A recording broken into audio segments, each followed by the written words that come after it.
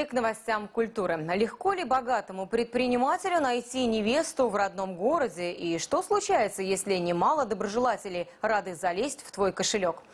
Об этом и не только в новом прочтении классической комедии, написанной в жанре социальной сатиры. Сегодня в Театре драмы и комедии премьера комедии «Привередливый жених», написанный основоположником татарского театра Каримом Тинчуриным еще в 1915 году.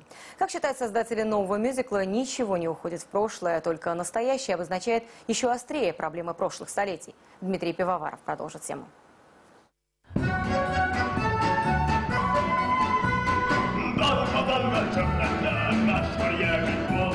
В комедии немало не только остроумных сюжетных поворотов, но и музыкальных тем. Мелодия Масхуда Имашева выходит в свет с помощью исполнителей, стилизующих манеру звучания так, как это приходило к слушателям во время первых спектаклей. Скрипка, флейта, акустическая гитара, виолончель, ударный и контрабас делают свое дело. А артисты наших дней вновь уходят в историю создания татарского театра на классическом материале. Кстати, «Разборчивый жених» уже был поставлен Рашидом Загидуллиным еще в 1996 году. Я видел по телевидению какой-то репортаж такой странный, когда пытались богатого олигарха женить на девушках. Там устроили целый конкурс, и это было очень забавно и грустно одновременно.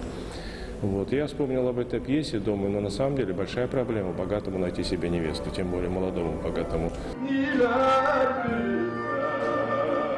Новый водевиль на старую тему, словно анатомирование личных проблем и обсасывание в ток-шоу брачных моментов и срежиссированных решений обретения настоящего счастья. Это все мы видим по телевизору, а теперь и с помощью классического текста.